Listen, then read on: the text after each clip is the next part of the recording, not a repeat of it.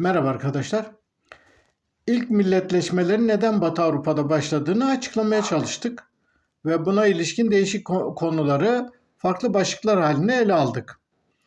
Şimdi bu tarihsel gelişme sürecine ilişkin ayrıntılara ele aldıktan sonra şimdi bakmamız gereken millet denilen olguyu oluşturan değişik unsurların, değişik gelişmelerin, değişik özelliklerin neler olduğunu ve bunların tarihsel ve evrimsel süreçle ilişkilerine bakmamız gerekiyor. Yani daha önceki videolarda da koyduğum gibi milletleşme olayını iyi kavrayabilmek için her bir millet olayını, her bir milletleşme olayını evrimsel süreçteki bazı özellikler, tarihsel süreçteki gelişmeler ve güncel siyasi, toplumsal, ekonomik ilişkilerdeki konumlanışlar bakımından ele almamız gerekiyor. Yani bu üçlü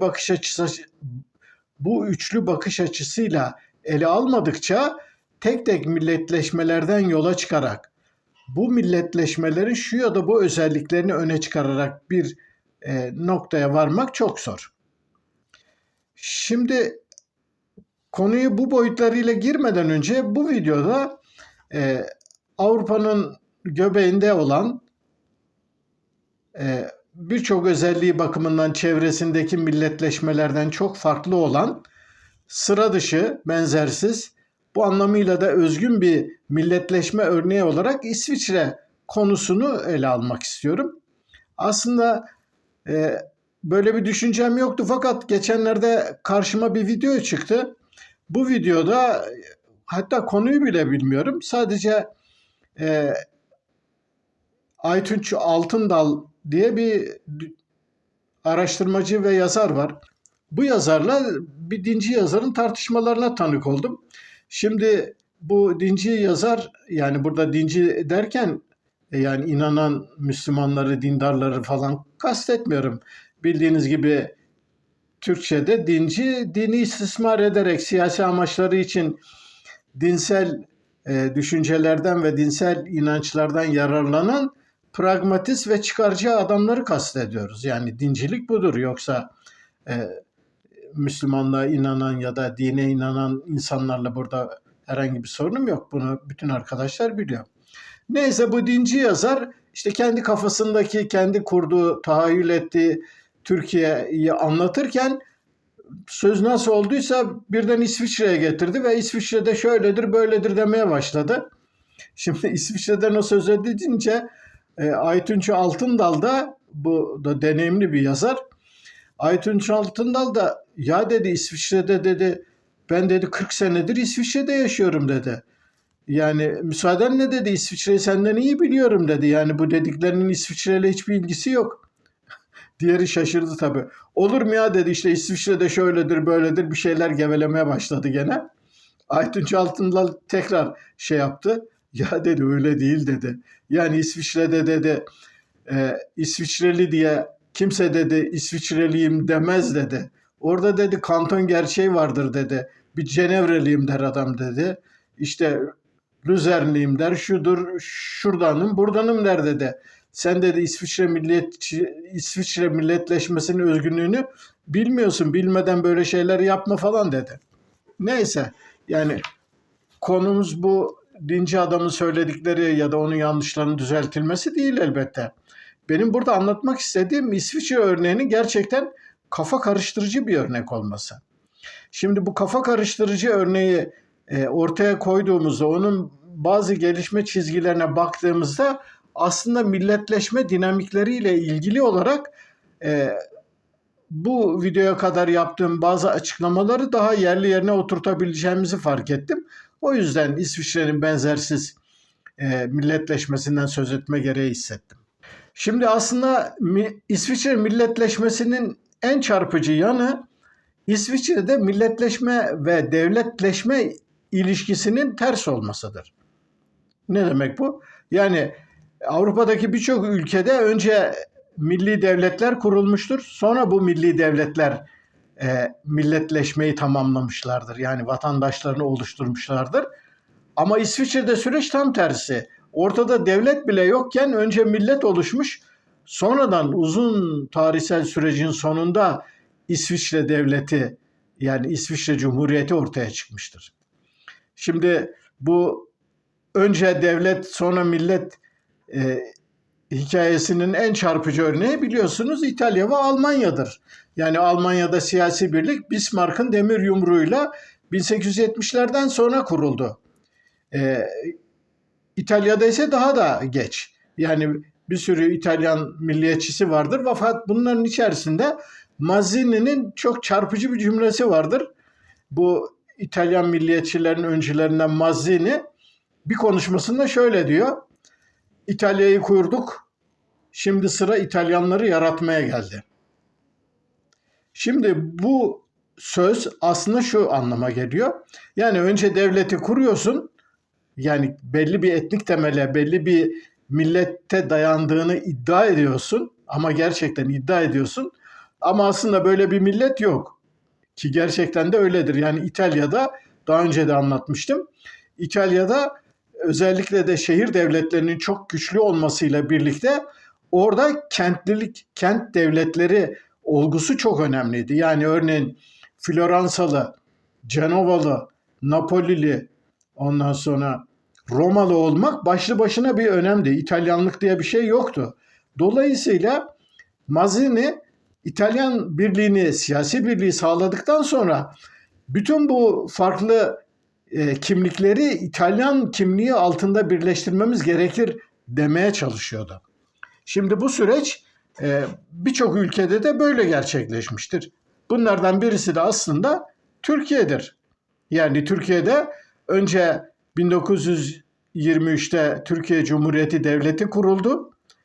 Daha sonra bu kurulan Türkiye Cumhuriyeti Devleti'nin Türk vatandaşlarının yaratılması süreci başladı.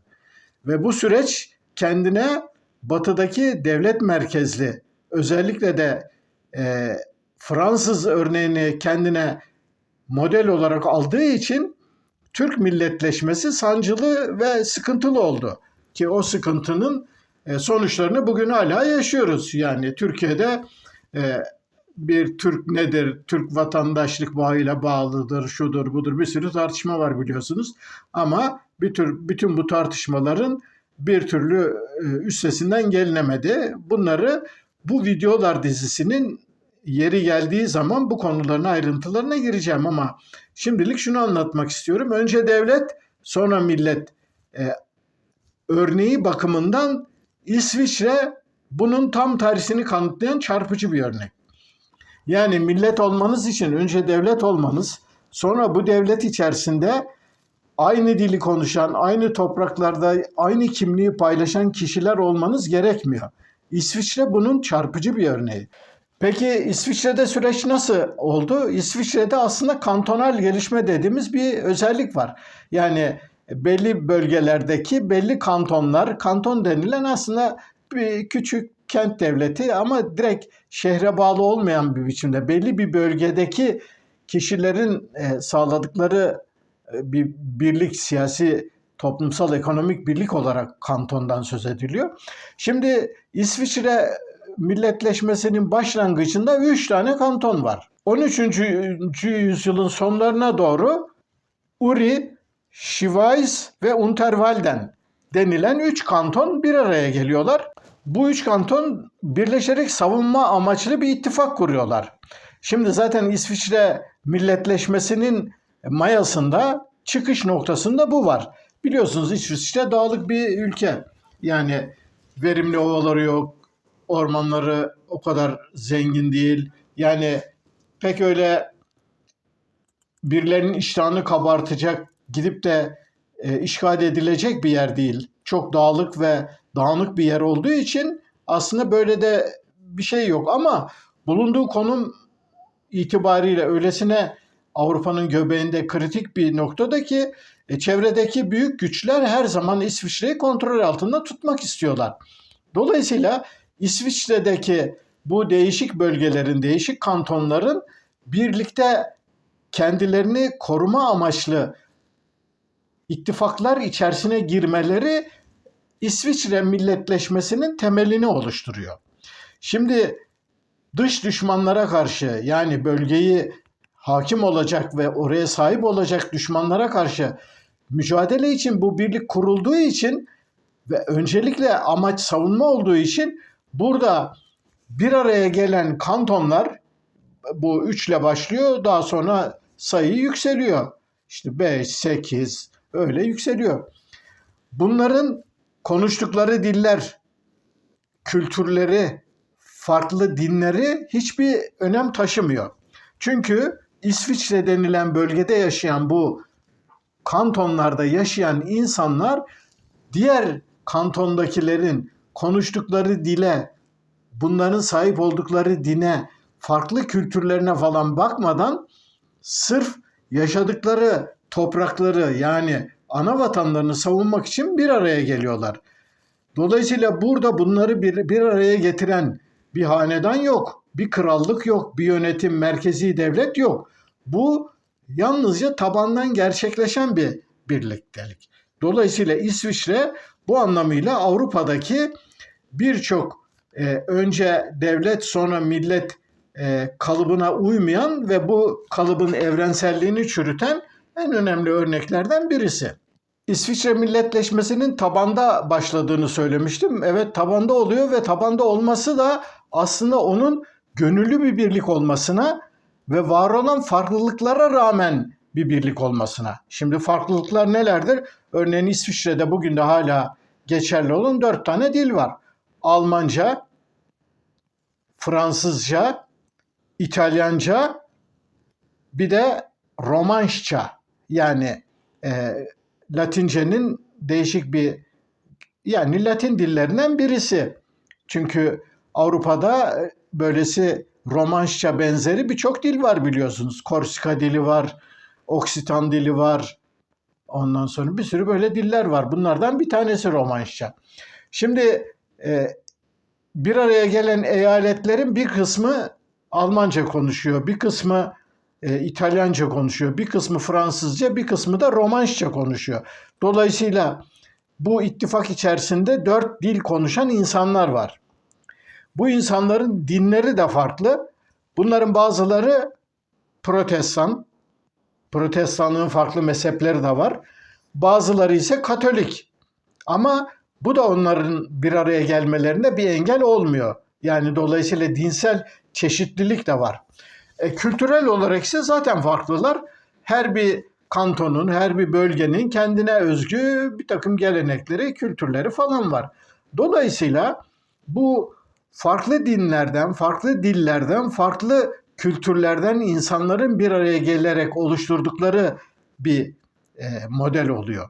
Böyle olduğu için de İsviçre milletleşmesinin en önemli 2 özelliği, birincisi tabandan savunma amaçlı bir araya gelen ve tarihsel kökleri çok geçmişe giden bir birliktelik olması. Bu yanıyla baktığınızda örneğin diyelim İsviçre milletleşmesi bir Amerikan milletleşmesi ya da bir Avustralya ya da işte Orta Doğu'da birçok örneğini gördüğümüz, yani 15-20 senede pıtrak gibi ortaya çıkan milletlerin hiçbirisine benzemiyor. Hiçbirine benzemediği için de onun kalıcılığı ve gücü aslında çok daha sağlam oluyor. İsviçrelileri bu biçimde bir araya gelmeye zorlayan çevrelerindeki güçlü krallıkların İsviçre bölgesine hakim olmak ve onları boyunduruk altına alma arzuları oluyor. Ve buna karşı da İsviçreliler son derece direngen bir topluluk. Çünkü daha önceki videolarda da anlatmıştım. Avrupa'da geçmişte İsviçreli paralı askerler bütün krallıkların ordularında en önemli güçlerden birisini oluşturuyor ve çok savaşçı insanlar. Savaşçı oldukları için de hiçbir şekilde birilerinin boyunduruğu altına girmek istemiyorlar.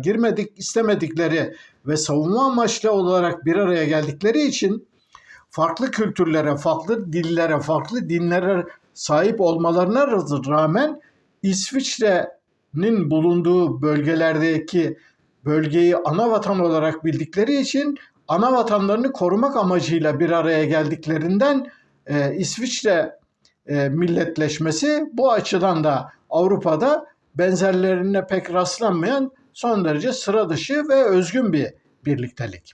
İsviçreliler özgürlüklerine düşkün oldukları ve dağda yaşadıkları için onları zapt etmenin, boyunduruk altına almanın çok güç olmasının yanı sıra büyük güçlere karşı dik başlılıkları ve en önemli özelliklerinden birisi de dışarıdaki şu ya da bu imparatorluğun, şu ya da bu krallığın hiçbirisine bağlı olmadan tarafsız kalabilme becerileri. Yani bugün de örneğin İsviçre dünyadaki bütün ülkelerin kabul ettikleri bir tarafsızlık politikası sürdürüyor.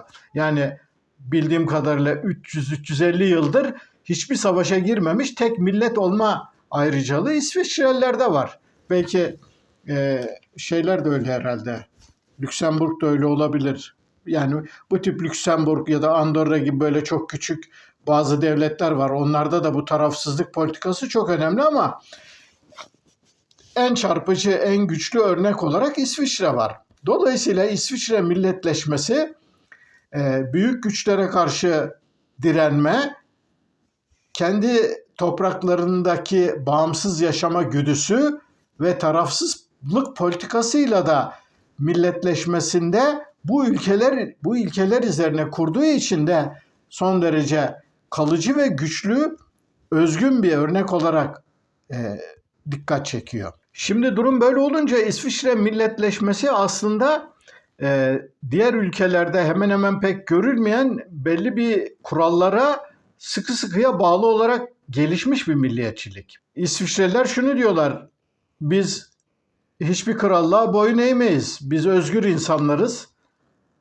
Başkalarının işlerine karışmayız. Başkalarının çatışmalarına taraf olmayız. Bağımsızız. Başkalarının topraklarında gözümüz olmadığı için bizim topraklarımızda gözü olanlara da müsamaha göstermeyiz. Bu ilkeler İsviçreliler için yani kuruluş ilkeleri gibi bir şey. Ülkelerindeki vatandaşlar arasında din, dil, kültür hiçbir konuda ayrılık kabul etmemeleri. Yani bir arada gönüllü olarak bir araya geldikleri ve vatanlarını savundukları için de bu açılardan İsviçre sözleşmeye dayalı toplum örneği olarak milletleşmeden söz edildiğinde ilk akla gelecek ülkelerden birisi. Yani ilerleyen videolarda milletleşmenin hangi anlamlarda geçmiş topluluklardan farklı olduklarını tartışırken bu konulara gireceğiz. Bu açıdan da sözleşmeye dayalı toplum örneği olarak İsviçre Avrupa'da gerçekten dikkat çeken ve öne çıkan ülkelerden birisi. Bütün bunların sonucu olarak 1848 yılında, sanırım öyledir, 1848 yılında İsviçre Federal Devleti kuruluyor. İsviçre Federal Devleti kurulduğu zaman bu federal devlet kantonları reddetmiyor. Kantonların iç işleyişlerine, yasalarına, kurallarına, her şeylerine bağlı. Bugün de İsviçre'ye gidenler bileceklerdir. İsviçre'de öyle yasalar falan böyle parlamentoda şurada burada tartışılarak falan çıkmaz. Çok kolay biçimde her vatandaş gerekli imzayı topladığında bir İsviçre'de herhangi bir yasa çıkması için referandum önerisinde bulunabilir. Referandumda teknolojinin gelişmesine bağlı olarak artık eskisi gibi böyle meydanlarda şurada burada toplanarak oy vermeler de gerekmiyor. Herkesin evine kağıtlar falan geliyor. O kağıtlarda herkes düşüncesini belirterek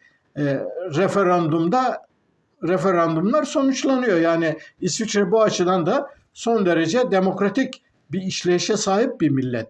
Ve bir milletleşme örneği olarak da sözleşmeye, kurallara dayalı milletleşme olarak İsviçre örneği her zaman Avrupa dendiğinde akla gelen sıra dışı örneklerden birisi olarak hemen hatırlanıyor. Şimdi bütün bu özelliklerine bakarak İsviçre milletleşmesi, İsviçre'nin çok demokratik, mükemmel, kusursuz bir yapı olduğunu falan elbette söylemiyorum. Yani İsviçre'ye giden, orada yaşayan insanlar ya da orada yaşayıp gördüklerine ilişkin video çeken birçok YouTube'da etkili isim var. Onların videolarına baktığınız zaman İsviçre milletinin ve İsviçre vatandaşlarının nasıl insanlar olduğunu görebilirsiniz. Yani örneğin biraz önce anlattığım gibi milletleşmeleri değerlendirmek açısından tarihsel sürece baktığımızda İsviçrelilerin kurallara uymak, farklılıklara tahammül ve birlikte yaşama iradesi bakımından olumlu örnekler sergilediklerini görüyoruz. Ama evrimsel süreçteki özellikler açısından bakıldığında İsviçreliler hiç de öyle savunulacak ya da bizim beğendiğimiz kişiler olmayabilir. Çünkü ben bazı videoları izlediğimde İsviçre'de yabancı düşmanlığının ve yabancı düşmanlığının yani xenofobinin oldukça güçlü olduğunu gördüm.